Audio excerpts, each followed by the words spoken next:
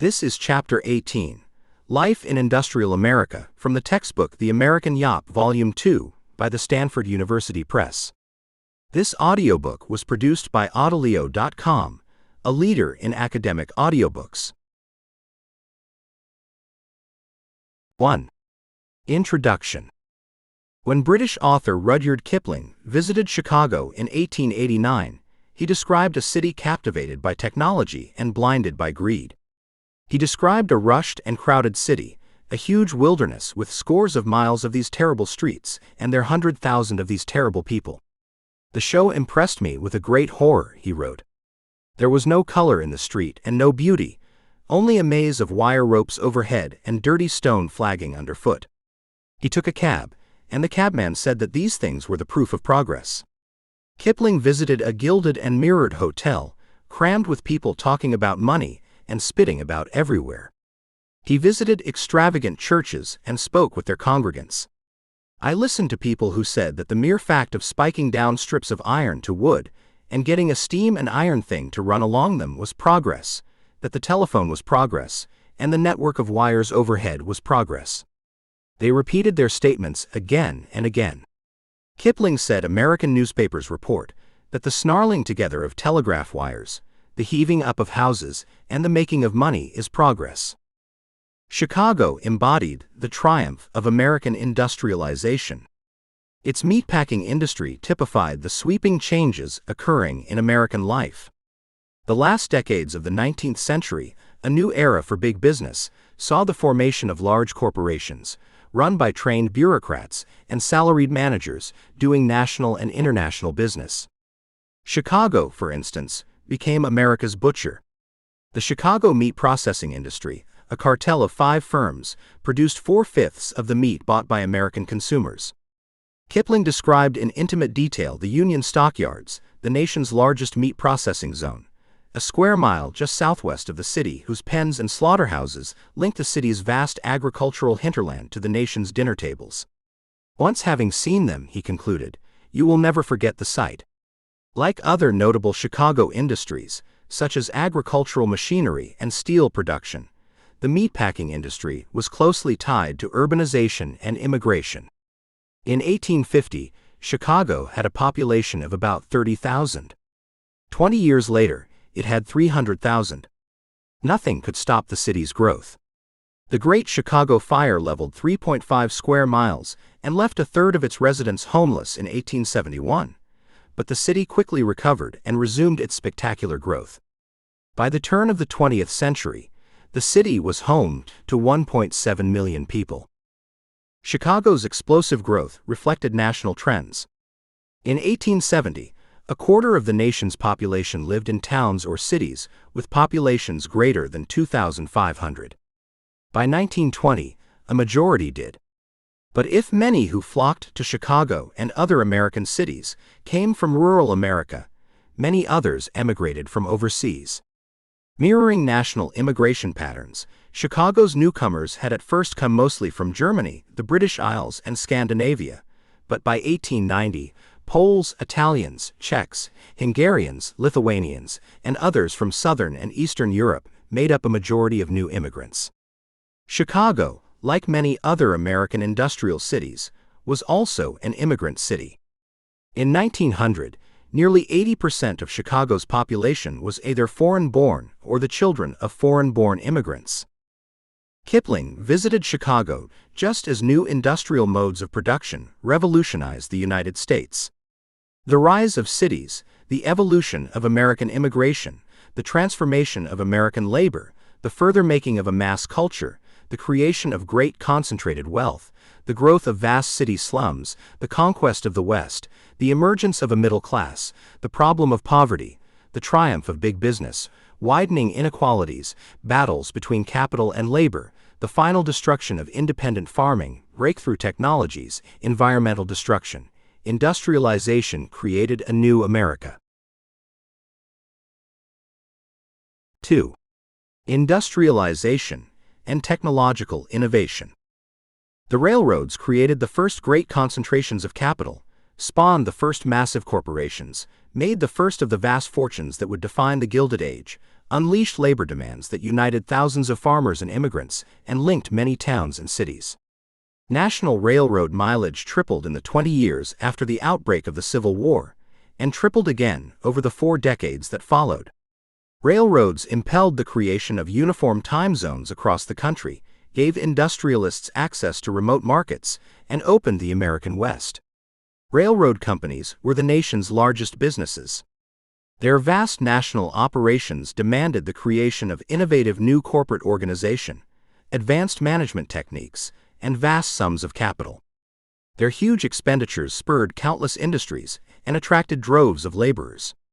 And as they crisscrossed the nation, they created a national market, a truly national economy, and seemingly a new national culture. The railroads were not natural creations. Their vast capital requirements required the use of incorporation, a legal innovation that protected shareholders from losses. Enormous amounts of government support followed. Federal, state, and local governments offered unrivaled handouts to create the national rail networks. Lincoln's Republican Party, which dominated government policy during the Civil War and Reconstruction, passed legislation granting vast subsidies. Hundreds of millions of acres of land and millions of dollars worth of government bonds were freely given to build the great transcontinental railroads and the innumerable trunk lines that quickly annihilated the vast geographic barriers that had so long sheltered American cities from one another. As railroad construction drove economic development, new means of production spawned new systems of labor. Many wage earners had traditionally seen factory work as a temporary stepping stone to attaining their own small businesses or farms. After the war, however, new technology and greater mechanization meant fewer and fewer workers could legitimately aspire to economic independence. Stronger and more organized labor unions formed to fight for a growing, more permanent working class.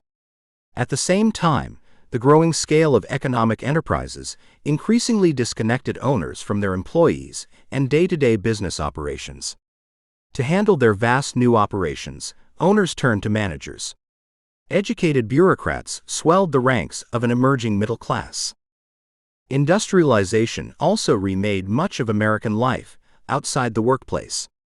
Rapidly growing industrialized cities knit together urban consumers and rural producers into a single, integrated national market. Food production and consumption, for instance, were utterly nationalized.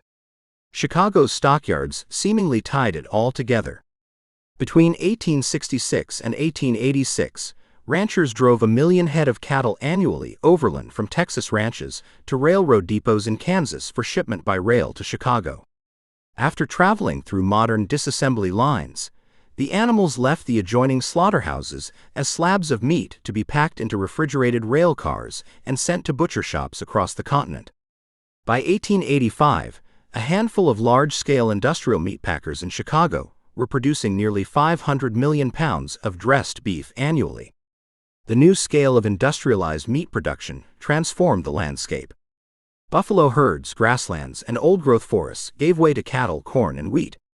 Chicago became the gateway city, a crossroads connecting American agricultural goods, capital markets in New York and London, and consumers from all corners of the United States.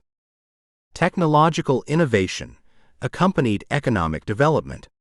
For April Fool's Day in 1878, the New York Daily Graphic published a fictitious interview with the celebrated inventor Thomas A. Edison. The piece described the biggest invention of the age, a new Edison machine that could create 40 different kinds of food and drink out of only air, water, and dirt. Meat will no longer be killed, and vegetables no longer grown except by savages, Edison promised. The machine would end famine and pauperism. And all for $5 or $6 per machine.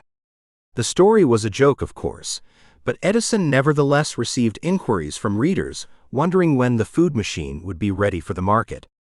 Americans had apparently witnessed such startling technological advances that would have seemed far-fetched mere years earlier, that the Edison food machine seemed entirely plausible. In September 1878, Edison announced a new and ambitious line of research and development: electric power and lighting. The scientific principles behind dynamos and electric motors, the conversion of mechanical energy to electrical power, and vice versa, were long known, but Edison applied the age's bureaucratic and commercial ethos to the problem. Far from a lone inventor gripped by inspiration toiling in isolation, Edison advanced the model of commercially minded management of research and development. Edison folded his two identities, business manager and inventor, together. He called his Menlo Park research laboratory an invention factory and promised to turn out a minor invention every 10 days and a big thing every 6 months or so. He brought his fully equipped Menlo Park research laboratory and the skilled machinists and scientists he employed to bear on the problem of building an electric power system and commercializing it. By late fall 1879, Edison exhibited his system of power generation and electrical light for reporters and investors. Then he scaled up production. He sold generators to businesses. By the middle of 1883, Edison had overseen construction of 330 plants powering over 60,000 lamps in factories, offices, printing houses, hotels, and theaters around the world. He convinced municipal officials to build central power stations and run power lines. New York's Pearl Street Central Station opened in September 1882 and powered a square mile of downtown Manhattan. Electricity revolutionized the world. It not only illuminated the night, it powered the second industrial revolution. Factories could operate anywhere, at any hour. Electric rail cars allowed for cities to build out, and electric elevators allowed for them to build up. Economic advances, technological innovation, social and cultural evolution, demographic changes. The United States was a nation transformed. Industry boosted productivity, railroads connected the nation. More and more Americans labored for wages, new bureaucratic occupations created a vast white-collar middle class, and unprecedented fortunes rewarded the owners of capital. These revolutionary changes, of course, would not occur without conflict or consequence, see Chapter 16, but they demonstrated the profound transformations remaking the nation. Change was not confined to economics alone. Change gripped the lives of everyday Americans and fundamentally reshaped American culture. 3. Immigration and urbanization. Industry pulled ever more Americans into cities. Manufacturing needed the labor pool and the infrastructure. America's urban population increased sevenfold in the half-century after the Civil War. Soon the United States had more large cities than any country in the world. The 1920 U.S. Census revealed that, for the first time, a majority of Americans lived in urban areas. Much of that urban growth came from the millions of immigrants pouring into the nation. Between 1870 and 1920, over 25 million immigrants arrived in the United States. By the turn of the 20th century, new immigrant groups, such as Italians, Poles, and Eastern European Jews, made up a larger percentage of arrivals than the Irish and Germans. The specific reasons that immigrants left their particular countries and the reasons they came to the United States, what historians call push and pull factors, varied. For example, a young husband and wife living in Sweden in the 1880s and unable to purchase farmland might read an advertisement for inexpensive land in the American Midwest and immigrate to the United States to begin a new life. A young Italian man might simply hope to labor in a steel factory long enough to save up enough money to return home and purchase land for a family. A Russian Jewish family persecuted in European pogroms might look to the United States as a sanctuary. Or perhaps a Japanese migrant might hear of fertile farming land on the West Coast and choose to sail for California. But if many factors pushed people away from their home countries, by far the most important factor drawing immigrants was economics. Immigrants came to the United States looking for work. Industrial capitalism was the most important factor that drew immigrants to the United States between 1880 and 1920. Immigrant workers labored in large industrial complexes, producing goods such as steel, textiles, and food products, replacing smaller and more local workshops. The influx of immigrants, alongside a large movement of Americans from the countryside to the city, helped propel the rapid growth of cities like New York, Pittsburgh, Cleveland, Milwaukee, and St. Louis. By 1890, immigrants and their children accounted for roughly 60% of the population in most large northern cities, and sometimes as high as 80 or 90%. Many immigrants, especially from Italy and the Balkans, always intended to return home with enough money to purchase land. But what about those who stayed? Did the new arrivals assimilate together in the American melting pot, becoming just like those already in the United States, or did they retain and sometimes even strengthen their traditional ethnic identities? The answer lies somewhere in between. Immigrants from specific countries, and often even specific communities, often clustered together in ethnic neighborhoods. They formed vibrant organizations and societies, such as Italian workmen's clubs, Eastern European Jewish mutual aid societies, and Polish Catholic churches, to ease the transition to their new American home. Immigrant communities published newspapers in dozens of languages and purchased spaces to keep their arts, languages, and traditions alive. And from these foundations they facilitated even more immigration. After staking out a claim to some corner of American life, they wrote home and encouraged others to follow them. Historians call this chain migration. Many cities' politics adapted to immigrant populations. The infamous urban political machines often operated as a kind of mutual aid society. New York City's Democratic Party machine, popularly known as Tammany Hall, drew the greatest ire from critics and seemed to embody all of the worst of city machines, but it also responded to immigrant needs. In 1903, journalist William Riordan published a book, Plunkett of Tammany Hall, which chronicled the activities of ward heeler George Washington Plunkett. Plunkett elaborately explained to Riordan the difference between honest graft and dishonest graft. "I made my pile in politics, but at the same time, I served the organization and got more big improvements for New York City than any other living man." While exposing corruption, Riordan also revealed the hard work Plunkett undertook on behalf of his largely immigrant constituency.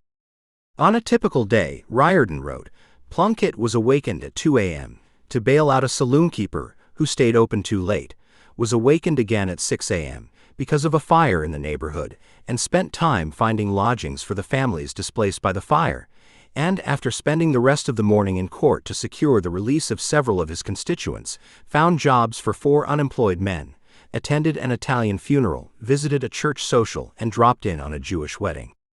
He returned home at midnight. Tammany Hall's corruption, especially under the reign of William Boss Tweed, was legendary, but the public works projects that funded Tammany Hall's graft also provided essential infrastructure and public services for the city's rapidly expanding population. Water, sewer, and gas lines, schools, hospitals, civic buildings and museums, police and fire departments, roads, parks, notably Central Park, and bridges, notably the Brooklyn Bridge, all could in whole or in part be credited to Tammany's reign.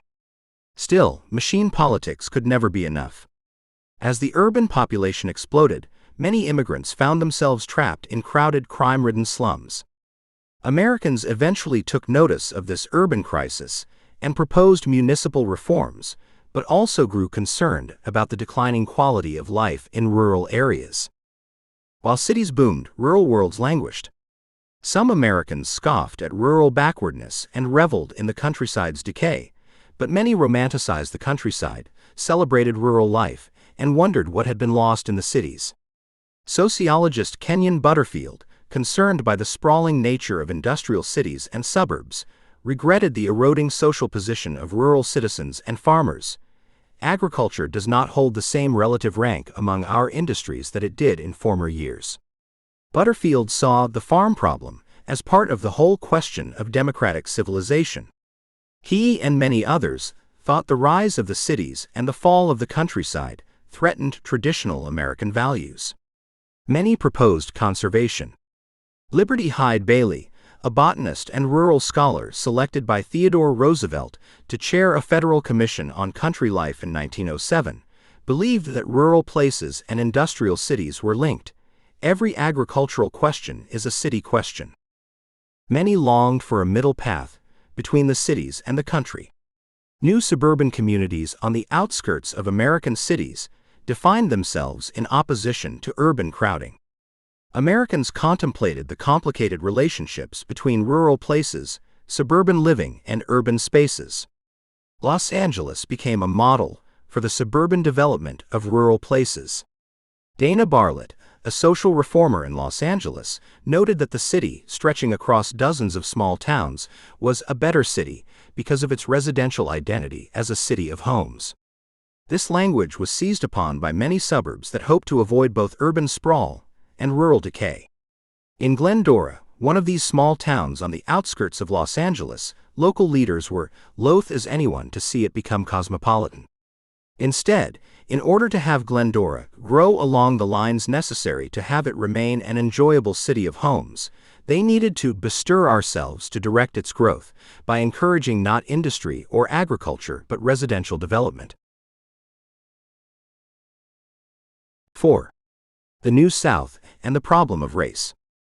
There was a South of slavery and secession, Atlanta Constitution editor Henry Grady proclaimed in an 1886 speech in New York. That South is dead. Grady captured the sentiment of many white Southern business and political leaders who imagined a new South that could turn its back to the past by embracing industrialization and diversified agriculture. He promoted the region's economic possibilities and mutual future prosperity through an alliance of Northern capital and Southern labor. Grady and other New South boosters hoped to shape the region's economy in the North's image. They wanted industry and they wanted infrastructure. But the past could not be escaped. Economically and socially, the New South would still be much like the old. A New South seemed an obvious need. The Confederacy's failed insurrection wreaked havoc on the Southern economy and crippled Southern prestige. Property was destroyed. Lives were lost. Political power vanished.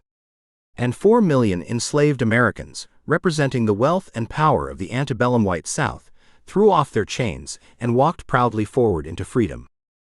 Emancipation unsettled the Southern social order. When Reconstruction regimes attempted to grant freed people full citizenship rights, anxious whites struck back.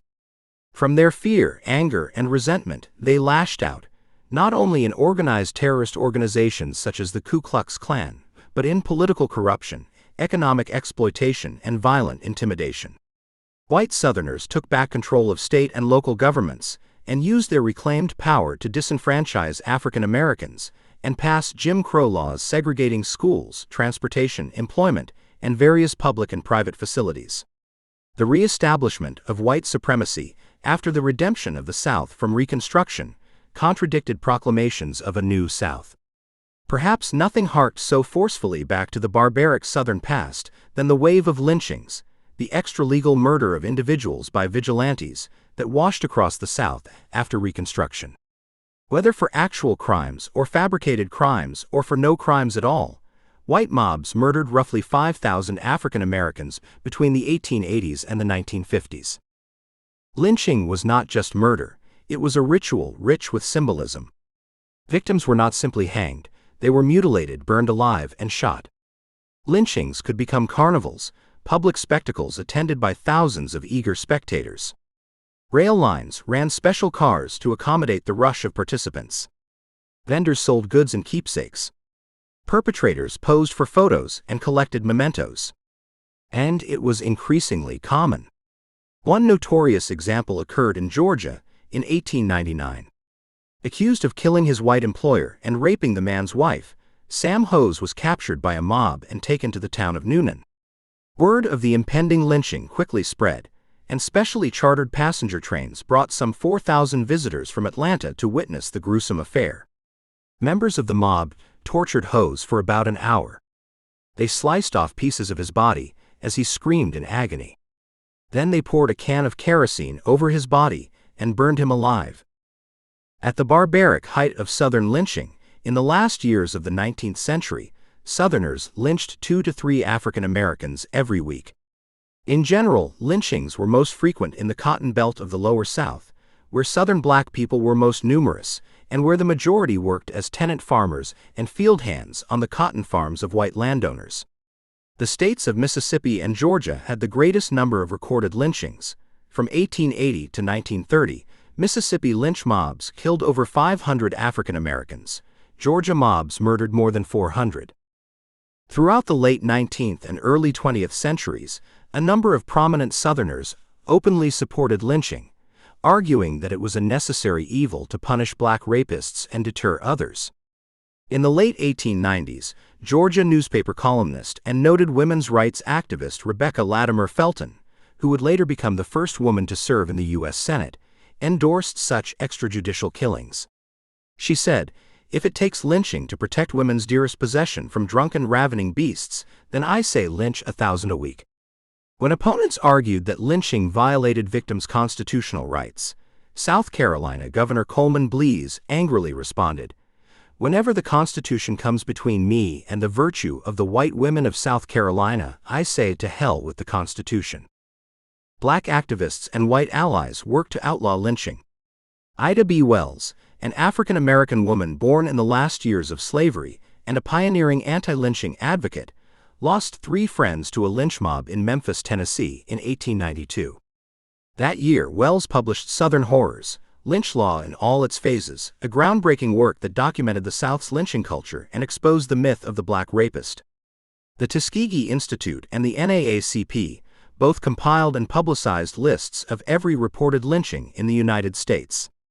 In 1918, Representative Leonidas Dyer of Missouri introduced federal anti-lynching legislation that would have made local counties where lynchings took place legally liable for such killings. Throughout the early 1920s, the Dyer bill was the subject of heated political debate, but fiercely opposed by Southern congressmen and unable to win enough Northern champions, the proposed bill was never enacted. Lynching was not only the form of racial violence that survived Reconstruction. White political violence continued to follow African American political participation and labor organization, however severely circumscribed. When the populist insurgency created new opportunities for black political activism, white Democrats responded with terror. In North Carolina, populists and Republicans fused together and won stunning electoral gains in 1896. Shocked white Democrats formed red shirt groups, paramilitary organizations dedicated to eradicating black political participation and restoring democratic rule through violence and intimidation. Launching a self-described white supremacy campaign of violence and intimidation against black voters and officeholders during the 1898 state elections, the Red Shirts effectively took back state government. But municipal elections were not held that year in Wilmington, where fusionists controlled city government. After manning armed barricades blocking black voters from entering the town to vote in the state elections, the Red Shirts drafted a white Declaration of Independence, which declared that we will no longer be ruled, and will never again be ruled, by men of African origin. 457 white Democrats signed the document. They also issued a 12-hour ultimatum that editor of the city's black daily paper flee the city. The editor left, but it wasn't enough. 12 hours later, hundreds of red shirts raided the city's armory and ransacked the newspaper office anyway. The mob swelled and turned on the city's black neighborhood, destroying homes and businesses and opening fire on any black person they found. Dozens were killed, and hundreds more fled the city. The mob then forced the mayor, the city's alderman, and the police chief at gunpoint to immediately resign. To ensure their gains, the Democrats rounded up prominent fusionists, placed them on railroad cars, and under armed guard sent them out of the state. The mob installed and swore in their own replacements. It was a full-blown coup. Lynching and organized terror campaigns were only the violent worst of the South's racial world. Discrimination in employment and housing and the legal segregation of public and private life also reflected the rise of a new Jim Crow South. So-called Jim Crow laws legalized what custom had long dictated. Southern states and municipalities enforced racial segregation in public places and in private lives. Separate coach laws were some of the first such laws to appear, beginning in Tennessee in the 1880s. Soon schools, stores, theaters, restaurants, bathrooms, and nearly every other part of public life were segregated. So too were social lives. The sin of racial mixing, critics said, had to be heavily guarded against. Marriage laws regulated against interracial couples, and white men, ever anxious of relationships between black men and white women, passed miscegenation laws, and justified lynching as an appropriate extra-legal tool to police the racial divide. In politics, de facto limitations of black voting had suppressed black voters since Reconstruction. Whites stuffed ballot boxes and intimidated black voters with physical and economic threats. And then, from roughly 1890 to 1908, Southern states implemented de jure or legal disfranchisement. They passed laws requiring voters to pass literacy tests, which could be judged arbitrarily, and pay poll taxes, which hit poor white and poor black Americans alike, effectively denying black men the franchise that was supposed to have been guaranteed by the 15th Amendment. Those responsible for such laws posed as reformers and justified voting restrictions as for the public good, a way to clean up politics by purging corrupt African Americans from the voting rolls. With white supremacy secured, prominent white Southerners looked outward for support. New South boosters hoped to confront post-Reconstruction uncertainties by rebuilding the South's economy and convincing the nation that the South could be more than an economically backward, race-obsessed backwater. And as they did, they began to retell the history of the recent past. A kind of civic religion known as the Lost Cause glorified the Confederacy and romanticized the Old South. White Southerners looked forward while simultaneously harking back to a mythic imagined past inhabited by contented and loyal slaves, benevolent and generous masters, chivalric and honorable men, and pure and faithful Southern belles. Secession, they said, had little to do with the institution of slavery, and soldiers fought only for home and honor, not the continued ownership of human beings. The New South, then, would be built physically with new technologies, new investments, and new industries, but undergirded by political and social custom. Henry Grady might have declared the Confederate South dead, but its memory pervaded the thoughts and actions of white Southerners. Lost Cause champions overtook the South. Women's groups, such as the United Daughters of the Confederacy, joined with Confederate veterans to preserve a pro-Confederate past. They built Confederate monuments and celebrated Confederate veterans on Memorial Day. Across the South, towns erected statues of General Robert E. Lee and other Confederate figures. By the turn of the 20th century, the idealized Lost Cause past was entrenched not only in the South, but across the country. In 1905, for instance, North Carolinian Thomas F. Dixon published a novel, The Klansmen, which depicted the Ku Klux Klan as heroic defenders of the South against the corruption of African American and Northern carpetbag misrule during Reconstruction. In 1915, acclaimed film director David W. Griffith adapted Dixon's novel into the groundbreaking blockbuster film, Birth of a Nation. The film almost single-handedly rejuvenated the Ku Klux Klan. The romanticized version of the antebellum South and the distorted version of Reconstruction dominated popular imagination. While Lost Cause defenders mythologized their past, New South boosters struggled to wrench the South into the modern world. The railroads became their focus. The region had lagged behind the North in the railroad building boom of the mid-19th century, and post-war expansion facilitated connections between the most rural segments of the population and the region's rising urban areas. Boosters campaigned for the construction of new hard-surfaced roads as well, arguing that improved roads would further increase the flow of goods and people and entice northern businesses to relocate to the region. The rising popularity of the automobile after the turn of the century only increased pressure for the construction of reliable roads between cities, towns, county seats, and the vast farmlands of the South. Along with new transportation networks, New South boosters continued to promote industrial growth. The region witnessed the rise of various manufacturing industries, predominantly textiles, tobacco, furniture, and steel. While agriculture, cotton in particular, remained the mainstay of the region's economy, these new industries provided new wealth for owners, new investments for the region, and new opportunities for the exploding number of landless farmers to finally flee the land. Industries offered low-paying jobs, but also opportunity for rural poor who could no longer sustain themselves through subsistence farming. Men, women, and children all moved into wage work.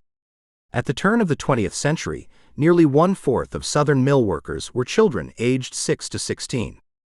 In most cases, as in most aspects of life in the New South, new factory jobs were racially segregated. Better-paying jobs were reserved for whites, while the most dangerous, labor-intensive, dirtiest, and lowest-paying positions were relegated to African Americans. African American women, shut out of most industries, found employment most often as domestic help for white families. As poor as white Southern mill workers were, Southern black people were poorer. Some white mill workers could even afford to pay for domestic help in caring for young children, cleaning houses, doing laundry, and cooking meals. Mill villages that grew up alongside factories were whites only, and African American families were pushed to the outer perimeter of the settlements. That a new South emerged in the decades between Reconstruction and World War I is debatable. If measured by industrial output and railroad construction, the New South was a reality, but if measured relative to the rest of the nation, it was a limited one. If measured in terms of racial discrimination, however, the New South looked much like the old. Boosters such as Henry Grady said the South was done with racial questions, but lynching and segregation and the institutionalization of Jim Crow exposed the South's lingering racial obsessions. Meanwhile, most Southerners still toiled in agriculture and still lived in poverty. Industrial development and expanding infrastructure, rather than recreating the South, coexisted easily with white supremacy and an impoverished agricultural economy. The trains came, factories were built, and capital was invested, but the region remained mired in poverty and racial apartheid. Much of the New South, then, was anything but new. 5. Gender, religion, and culture. In 1905, Standard Oil tycoon John D. Rockefeller donated $100,000, about $2.5 million today, to the American Board of Commissioners for Foreign Missions. Rockefeller was the richest man in America, but also one of the most hated and mistrusted. Even admirers conceded that he achieved his wealth through often illegal and usually immoral business practices. Journalist Ida Tarbell had made waves describing Standard Oil's long-standing ruthlessness and predilections for political corruption. Clergymen, led by reformer Washington Gladden, fiercely protested the donation. A decade earlier, Gladden had asked of such donations, "Is this clean money? Can any man, can any institution, knowing its origin, touch it without being defiled?" Gladden said, "In the cool brutality with which properties are wrecked, securities destroyed, and people by the hundreds robbed of their little all to build up the fortunes of the multimillionaires, we have an appalling revelation of the kind of monster that a human being may become." Despite widespread criticism, the board accepted Rockefeller's donation. Board President Samuel Capon did not defend Rockefeller, arguing that the gift was charitable and the board could not assess the origin of every donation, but the dispute shook Capon. Was a corporate background incompatible with a religious organization? The tainted money debate reflected questions about the proper relationship between religion and capitalism. With rising income inequality, would religious groups be forced to support either the elite or the disempowered? What was moral in the new industrial United States? And what obligations did wealth bring? Steel magnate Andrew Carnegie popularized the idea of a gospel of wealth in an 1889 article, claiming that the true antidote for the temporary unequal distribution of wealth was the moral obligation of the rich to give to charity. Farmers and labor organizers, meanwhile, argued that God had blessed the weak and that new Gilded Age fortunes and corporate management were inherently immoral. As time passed, American churches increasingly adapted themselves to the new industrial order. Even Gladden came to accept donations from the so-called robber barons, such as the Baptist John D. Rockefeller, who increasingly touted the morality of business. Secular knowledge-seeking and Gilded Age dollars increasingly muscled out the traditional role of religion in American higher education as well. The Gilded Age elite funneled their fortunes into new elite private institutions. The Morrill Land Grants of 1862 and 1890 subsidized new schools that emphasized practical knowledge in science, engineering, and agriculture. The 1890 Act also provided for black colleges in states with segregated universities. 9 years after Booker T. Washington founded the Tuskegee Institute in Alabama, a model of black vocational education that Washington championed across the South and much of the country. Daniel Coit Gilman, meanwhile, borrowed the models of research-based graduate education from German universities, a popular destination for elite Americans who studied abroad, when he presided over the newly established Johns Hopkins University in 1876. At Harvard, educational reformer Charles William Eliot advocated for and modeled for the nation the replacement of a strictly guided classical curriculum with a more open-ended and practical-minded elective system. At the same time, women occupied a larger and larger percentage of American college students, either as students at separate women's colleges or, increasingly, at coeducational institutions. Such trends, in many ways, mirrored emerging social and cultural forces in America, and women's greater presence in American life, as typified by higher education, became sites for public discussion over the fate of traditional American masculinity. The economic and social changes of the late 19th and early 20th centuries, including increased urbanization, immigration, advancements in science and technology, patterns of consumption and the new availability of goods, and new awareness of economic, racial, and gender inequalities, challenged traditional gender norms. At the same time, urban spaces and shifting cultural and social values presented new opportunities to challenge traditional gender and sexual norms. Many women, carrying on a campaign that stretched long into the past, vied for equal rights. They became activists, they targeted municipal reforms, launched labor rights campaigns, and above all, bolstered the suffrage movement. Urbanization and immigration fueled anxieties that old social mores were being subverted, and that old forms of social and moral policing were increasingly inadequate. The anonymity of urban spaces presented an opportunity in particular for female sexuality and for male and female sexual experimentation along a spectrum of orientations and gender identities. Anxiety over female sexuality reflected generational tensions and differences, as well as racial and class ones. As young women pushed back against social mores through premarital sexual exploration and expression, social welfare experts and moral reformers labeled such girls feeble-minded, believing even that such unfeminine behavior could be symptomatic of clinical insanity rather than free-willed expression. Generational differences exacerbated the social and familial tensions provoked by shifting gender norms. Youths challenged the norms of their parents' generations by donning new fashions and enjoying the delights of the city. Women's fashion loosed its physical constraints, corsets relaxed and hemlines rose. The newfound physical freedom enabled by looser dress was also mimicked in the pursuit of other freedoms. While many women worked to liberate themselves, many, sometimes simultaneously, worked to uplift others. Women's work against alcohol propelled temperance into one of the foremost moral reforms of the period. Middle-class, typically Protestant women based their assault on alcohol on the basis of their feminine virtue, Christian sentiment, and their protective role in the family and home. Others, like Jane Addams and settlement house workers, sought to impart a middle-class education on immigrant and working-class women through the establishment of settlement homes. Other reformers touted a scientific motherhood. The new science of hygiene was deployed as a method of both social uplift and moralizing, particularly of working-class and immigrant women. Women vocalized new discontents through literature. Charlotte Perkins Gilman's short story, The Yellow Wallpaper, attacked the naturalness of feminine domesticity and critiqued Victorian psychological remedies administered to women, such as the rest cure. Kate Chopin's The Awakening, set in the American South, likewise criticized the domestic and familial role ascribed to women by society and gave expression to feelings of malaise, desperation, and desire. Such literature directly challenged the status quo of the Victorian era's constructions of femininity and feminine virtue, as well as established feminine roles. While many men worried about female activism, they worried too about their own masculinity.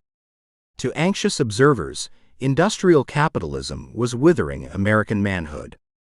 Rather than working on farms and in factories where young men formed physical muscle and spiritual grit, New generations of workers labored behind desks, wore white collars, and, in the words of Supreme Court Justice Oliver Wendell Holmes, appeared black-coated, stiff-jointed, soft-muscled, and paste-complexioned. Neurologist George Beard even coined a medical term, neurasthenia, for a new emasculated condition that was marked by depression, indigestion, hypochondria, and extreme nervousness. The philosopher William James called it Americanitis. Academics increasingly warned that America had become a nation of emasculated men. Churches, too, worried about feminization.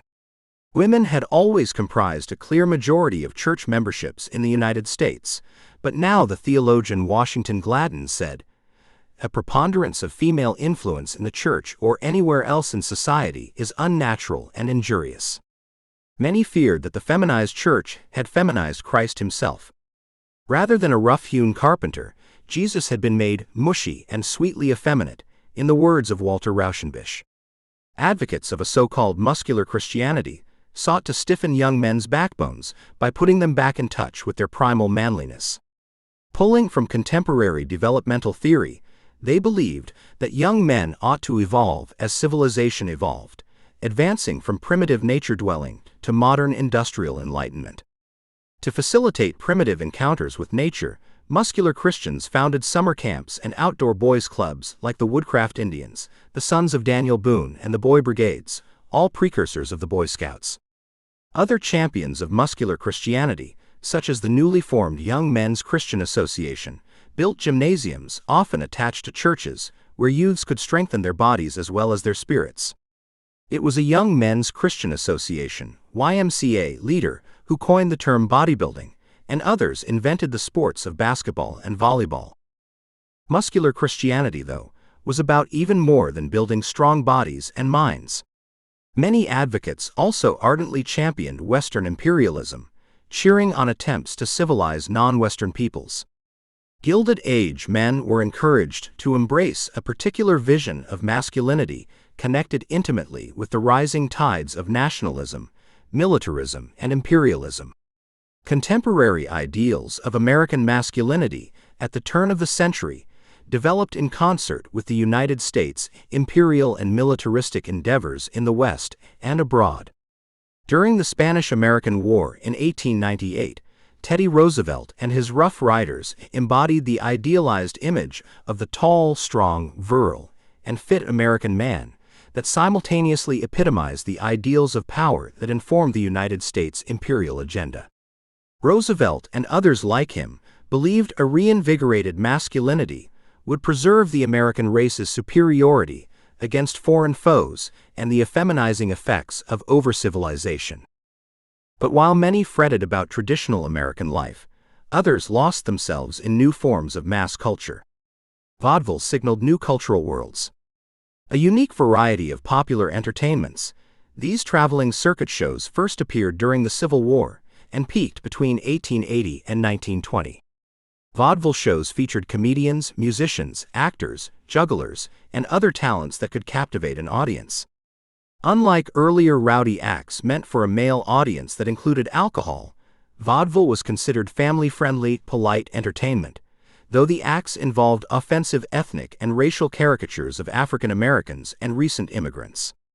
Vaudeville performances were often small and quirky, though venues such as the renowned Palace Theater in New York City signaled true stardom for many performers. Popular entertainers such as silent film star Charlie Chaplin and magician Harry Houdini made names for themselves on the vaudeville circuit. But if live entertainment still captivated audiences, others looked to entirely new technologies. By the turn of the century, two technologies pioneered by Edison, the phonograph and motion pictures, stood ready to revolutionize leisure and help create the mass entertainment culture of the 20th century. The phonograph was the first reliable device capable of recording and reproducing sound. But it was more than that. The phonograph could create multiple copies of recordings, sparking a great expansion of the market for popular music. Although the phonograph was a technical success, Edison at first had trouble developing commercial applications for it. He thought it might be used for dictation, recording audio letters, preserving speeches and dying words of great men, producing talking clocks, or teaching elocution. He did not anticipate that its greatest use would be in the field of mass entertainment, but Edison's sales agents soon reported that many phonographs were being used for just that, especially in so-called phonograph parlors, where customers could pay a nickel to hear a piece of music. By the turn of the century, Americans were purchasing phonographs for home use. Entertainment became the phonograph's major market. Inspired by the success of the phonograph as an entertainment device, Edison decided in 1888 to develop an instrument which does for the eye what the phonograph does for the ear. In 1888, he patented the concept of motion pictures. In 1889, he innovated the rolling of film. By 1891, he was exhibiting a motion picture camera, a kinetograph, and a viewer, a kinetoscope. By 1894, the Edison Company had produced about 75 films suitable for sale and viewing. They could be viewed through a small eyepiece in an arcade or parlor. They were short, typically about 3 minutes long. Many of the early films depicted athletic feats and competitions. One 1894 film, for example, showed a 6-round boxing match. The catalog description gave a sense of the appeal it had for male viewers, full of hard fighting, clever hits, punches, leads, dodges, body blows, and some slugging. Other early kinetoscope subjects included Indian dances, nature and outdoor scenes, recreations of historical events, and humorous skits. By 1896, the Edison Vitascope could project film, shifting audiences away from arcades and pulling them into theaters. Edison's film catalog, meanwhile, grew in sophistication. He sent filmmakers to distant and exotic locales like Japan and China.